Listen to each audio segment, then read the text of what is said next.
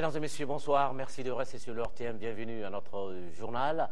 Édition toujours dominée par l'actualité nationale sur le plan politique et sécuritaire. Notre première destination ce soir, la ville de Tombouctou assiégée qui reçoit une première aide de la Croix-Rouge malienne. L'organisation humanitaire vient d'apporter aux populations et aux pauvres de la ville de 333 des tonnes de vivres et de médicaments. Une aide acheminée par le président d'honneur de la Croix-Rouge malienne, Adama Diarra, accompagné du président de l'Assemblée régionale de Tombouctou, M. Diarra, et qui s'est d'ailleurs entretenu avec les responsables des groupes armés qui contrôlent la ville. Les échanges ont porté sur les conditions d'organisation d'un corridor humanitaire pour la population de 3 régions du Nord Mali. Correspondance de Makanfi Konaté. Un important lot de médicaments pour l'hôpital, un exemplaire du Saint-Coran pour les Moudjahidines, 5 tonnes de vivres, des couvertures et des nappes pour les populations de Tombouctou. Voilà ce qu'a apporté cette première mission de la Croix-Rouge malienne aux Tombouctiens. Une mission qualifiée de franc succès au regard des objectifs qu'elle s'était assignés. En venant à Tombouctou, nous avions 3 objectifs. Premièrement, venir discuter avec les responsables des mouvements en place sur comment nous allons formaliser l'ouverture du corridor humanitaire. Le deuxième objectif, c'était d'apporter une assistance humanitaire symbolique aux populations qui sont dans les besoins. Et le troisième objectif que nous avions recherché, c'était donc de faire une évaluation des besoins. Ce matin, nous avons eu une réunion avec les responsables des communautés de la région de Tombouctou et des organisations de la société civile. Des besoins ont été exprimés et d'autres convois vont donc suivre le nôtre dans les jours à venir. La mission a rencontré les responsables du MNLA et d'Ansardine, 2 organisations qui se partagent le contrôle de la ville de Tombouctou. Avec les 2 organisations, la Croix-Rouge a convenu des modalités pratiques de l'organisation d'un secours à grande échelle. Ici à Bamako, l'Alliance des jeunes démocrates du Mali a organisé hier au centre d'Oliba un débat qui portait sur le thème de la classe politique malienne face aux défis de demain. Les échanges avaient pour objectif de clarifier aux populations la situation politique actuelle qui prévaut dans notre pays. Les différents partis politiques présents à la table ronde ont mis l'accent sur la nécessité de soutenir l'armée nationale par tous les moyens pour faire face aux défis de l'heure. Diamba Moussa Konaté. Il ressort du débat organisé par l'Alliance des jeunes démocrates du Mali la nécessité de renforcer les capacités opérationnelles de l'armée malienne, l'accélération de l'action humanitaire pour les populations du Nord, l'application rapide de l'accord cadre signé entre le CNRDRE et la CEDEAO. Le cri de cœur des partis politiques aujourd'hui, c'est la solution des problèmes du Nord. Nous sommes aujourd'hui dans cette logique du collectif des ressortissants du Nord. Nous adhérons pleinement aujourd'hui à l'appel de la CEDEAO, qui veut avoir un interlocuteur. Cette interface, localement ici, c'est des autorités constitutionnelles légalement investies. Certains leaders politiques estiment qu'il faut obligatoirement l'appui de la CEDEAO pour trouver une solution définitive à la crise au Nord. Mais nous disons que pour faire cela, si on a besoin de la CEDEAO, c'est pour une solidarité.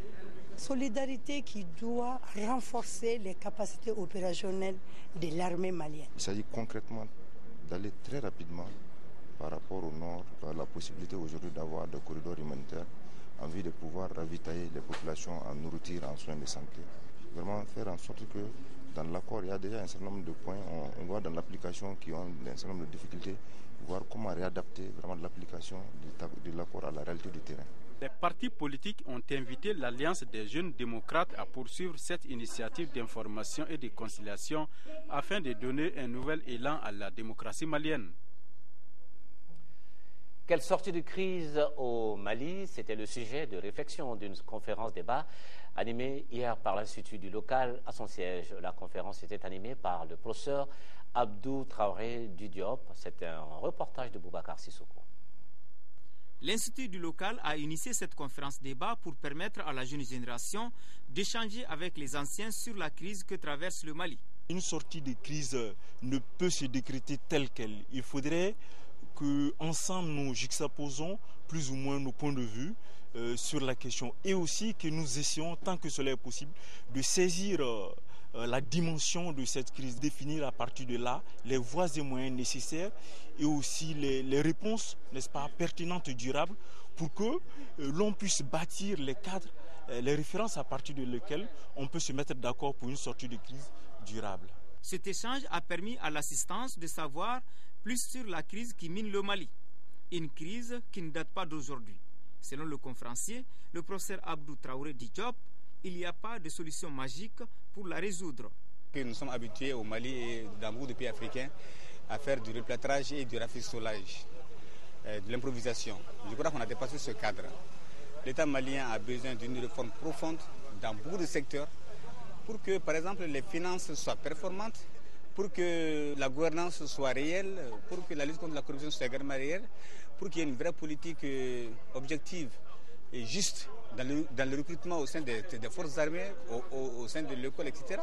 Les intervenants au cours de cette conférence débat ont jeté l'anathème sur l'intelligentsia malienne.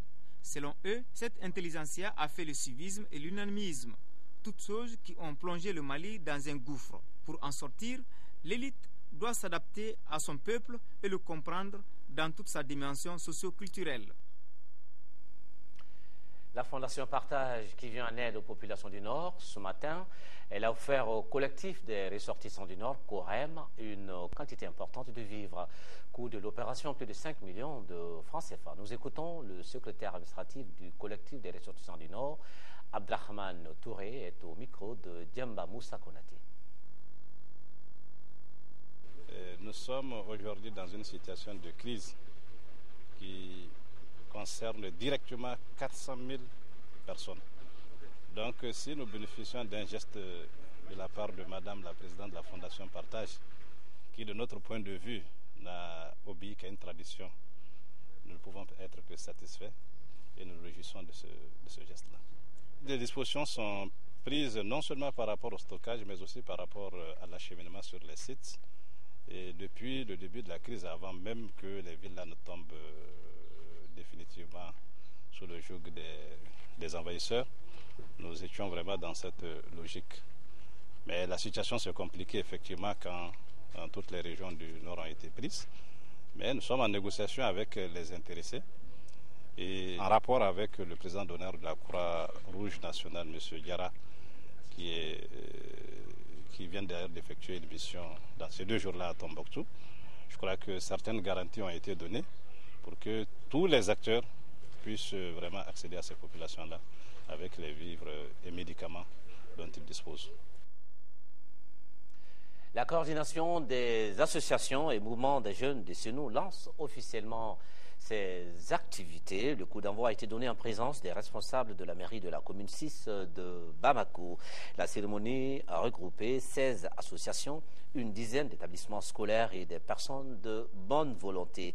La coordination à cette occasion a dévoilé son orientation qui est celle de s'impliquer dans les actions citoyennes et sur place. Elle s'est aussitôt manifestée avec la collecte d'une somme symbolique de 110 000 francs CFA, somme remise aux responsables des collectifs Cris de cœur comme contribution aux actions humanitaires en faveur des populations du nord de notre pays. Amnesty International Mali lance sa campagne contre la pollution dans le delta du Niger. La semaine d'action qui s'étend du 21 avril au 29 avril 2012 a débuté par une conférence de presse. Elle portait essentiellement sur la pollution pétrolière issue des activités du groupe pétrolier Shell et ses conséquences à Bado dans le pays Ogoni au Nigeria. Fademba Keita.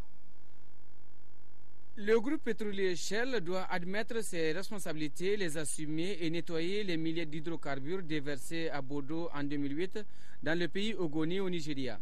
Le sujet était au centre de la conférence de presse organisée dans le cadre de la semaine d'action sur le delta du Niger.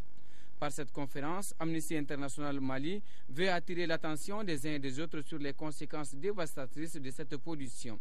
Après des recherches et en se basant sur les rapports du programme des Nations Unies pour l'environnement, de mener plusieurs actions en direction des entreprises de Shell.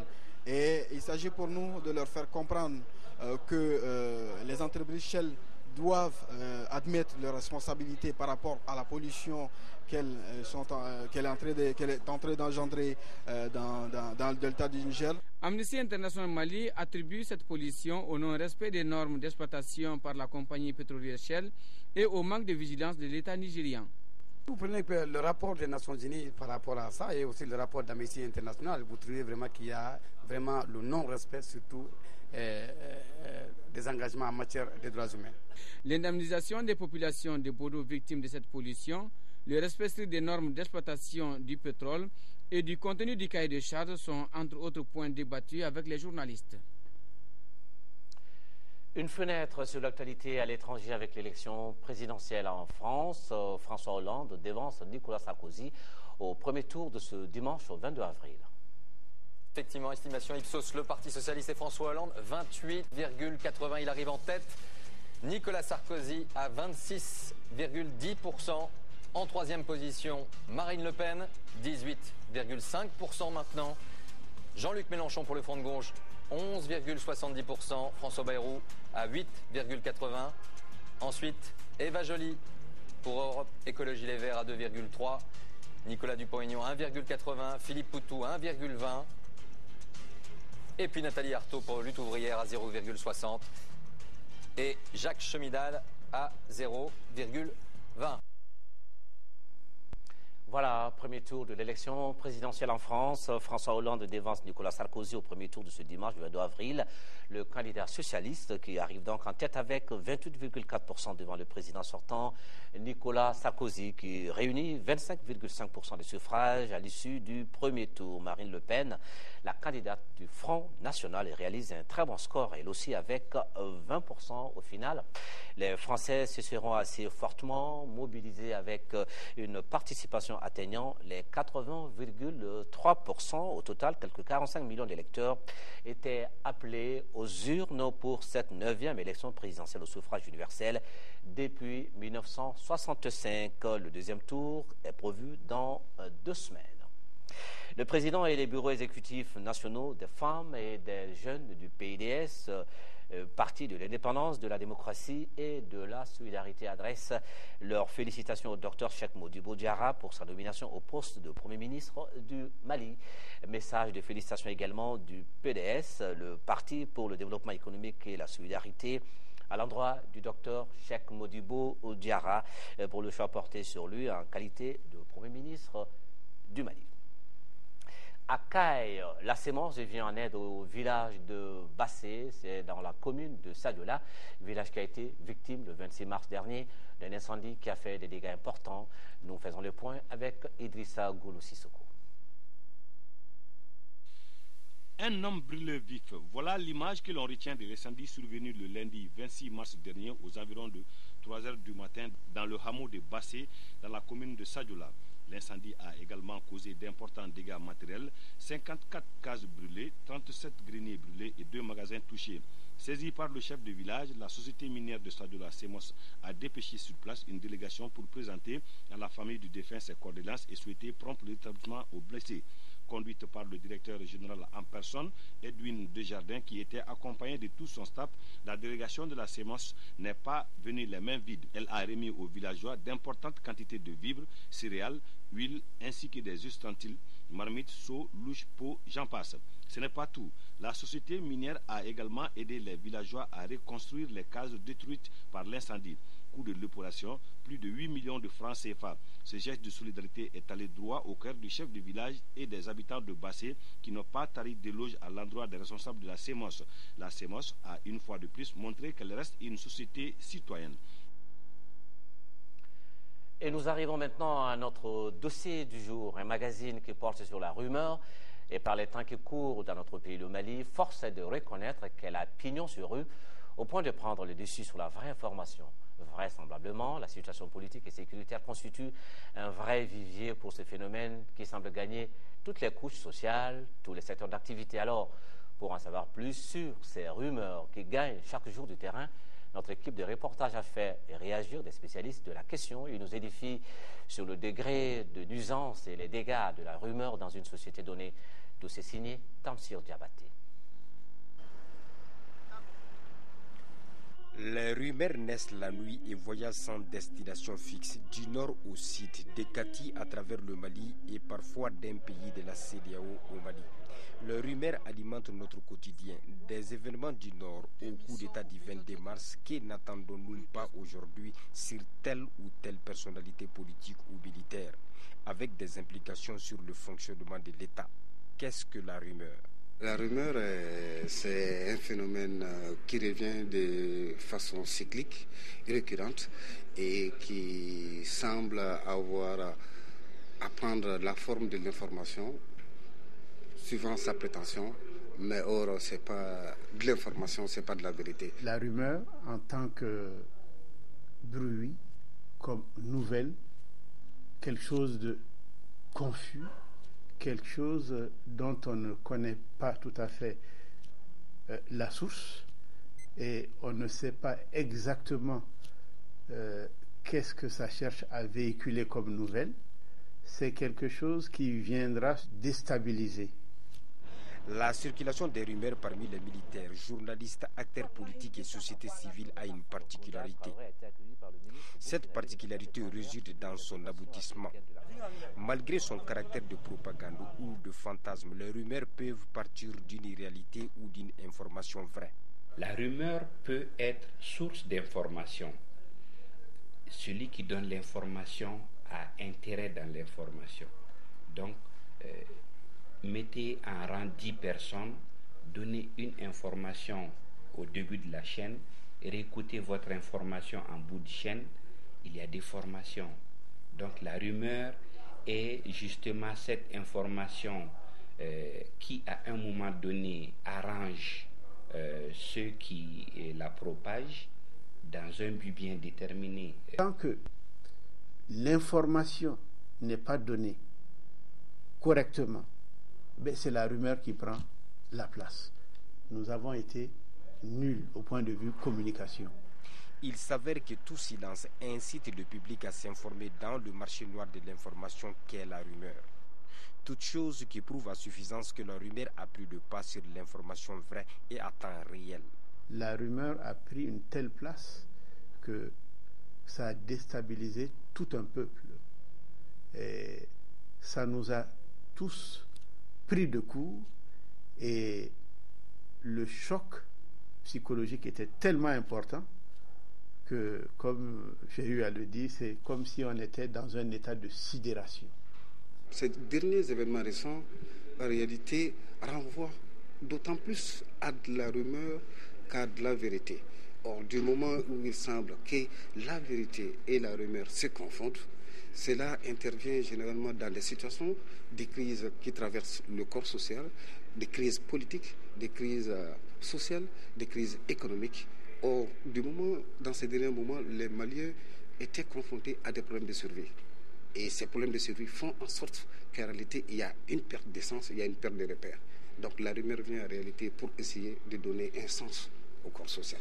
La rumeur sert justement à cela, sur le plan psychologique, à préparer un certain nombre de choses, des nouvelles qui viennent faire de telle sorte que tous ceux qui sont soumis à cela ont l'impression que soit quelque chose de très grave va se passer, donc on anticipe, on se dit c'est très grave, c'est ce qui fait que à un moment donné, pour une population donnée, les gens vont prendre la fuite sous la panique. C'est le déplacement de toutes ces populations. J'en veux pour exemple de rumeurs. Quand à Bamako, les événements ont éclaté, à un moment donné, les gens disaient, ils viennent, ils arrivent. Chacun l'interprète à sa manière. Et quand ils disent, ils viennent, d'autres vont dire, mais c'est les rebelles du Nord. Cependant, la rumeur peut être un point de départ dans une procédure judiciaire. Elle ne peut être en aucun cas une preuve de culpabilité. On ne peut pas condamner quelqu'un sur la base d'une simple rumeur. Mais la rumeur peut servir comme piste pour aboutir à la vérité. La rumeur permet à un nombre de journaux de se vendre parce qu'ils utilisent des titres rumoraux. Et ces titres rumoraux, en réalité, permettent d'accrocher le lecteur. En ce temps, quand on voit le titre, et le contenu de l'article, la réalité est tordue par le cou. Ici, ce n'est pas une simple rumeur. Hein. Si ça se dit dans un organe de presse, ce n'est pas une simple rumeur. Un organe de presse qui relaie une rumeur, c'est comme si il a témoigné cette rumeur-là. Donc, à partir de cet instant, il ne peut plus dire que c'est une rumeur et donc se dérober de... Non, il doit vérifier. Je peux, à partir de la rumeur, donner la vraie information. Mais en aucun moment, je ne peux me limiter à la rumeur. C'est-à-dire que pour le journaliste, la preuve est matérielle. Néanmoins, il y a rumeur lorsque chacun parle de ce qu'il a entendu sur un sujet quelconque. Mais garder trop longtemps le silence, c'est laisser le monopole de la parole à la rumeur et risque de transformer les hésitants en hommes inquiets. Voilà pourquoi les auditeurs, téléspectateurs, lecteurs et internautes maliens sont à l'affût de la moindre information. Alors, la question qui se pose, jusqu'où les rumeurs vont nous amener? Alors faites désormais beaucoup attention à ce qu'on vous raconte et vérifiez toujours la qualité de votre nourriture d'information. Et l'on boucle ce journal avec un sujet qui forcément détend le sport, football, championnat national Ligue 1, 18e journée. Le leader Djoliba AC a battu hier l'AS Police, Lanterne Rouge, par le score de 1-0. Et le deuxième match a opposé les COB à la Jeanne d'Arc, victoire du COB, 1-0 également. Nous faisons le point avec Essa Soumari. Invaincus depuis le début du championnat, les hommes du technicien Alou Badra Diallo ont montré encore leur suprématie en disposant des policiers 1-0. Face aux Djolibis, les policiers optent pour la prudence en laissant l'initiative aux locataires de Eremakono qui dominent sans succès. C'est donc contre le cours du jeu, plus précisément à la 41e minute, que le goaler d'or du championnat national, Boubacar Bangoura, sera fauché dans la surface de réparation. Penalty et carton jaune pour le coupable Aliou Sangaré de l'AS Police. C'est Alou Braïgo qui se charge de l'exécuter, 1-0 pour le Djoliba à la pause. En seconde période, l'AS Police met le turbo, mais le Djoliba résiste. Résultat final, 1-0 pour le Djoliba Athletic Club qui a consolidé sa position de première place et s'est refait un moral avant sa rencontre de la Ligue des Champions face au Sunshine Stars du Nigeria, prévu le samedi prochain. La deuxième rencontre oppose le COB à la JA. Le club olympique de Bamako, après sa défaite face aux Rouges de Bamako, lors de la 17e journée 0-2, s'est racheté en battant la Jeanne d'Arc 1-0. Dès les minutes initiales, les poulains du coach Sekou Sek sont les premiers à se manifester. Bien les en prie car ils marqueront l'unique but de la partie par Mamadi Sidibé. 1-0 pour le COB. Piqués au vif, les joueurs de la Jeanne d'Arc jettent toute leur force dans la bataille, mais confondent vitesse et précipitation. À la mi-temps, le tableau affiche 1 pour le COB et 0 pour la Jeanne d'Arc. De retour sur la pelouse, la deuxième mi-temps sera encore plus animée. Les dernières minutes sont à l'avantage des Bleus de la GIA, plus entreprenants, à l'image de Bougadari Fomba, qui oblige souvent le gardien olympien Adama Keita à sortir le grand jeu pour empêcher le ballon d'aller au fond des filets. Et le score en reste là. Le COB gagne et empoche les 3 points de la victoire. Ce journal s'achève, mais l'info continue sur notre chaîne. 21h30, question d'actualité sur le contenu de l'accord cadre CEDEAO, CNRDRE.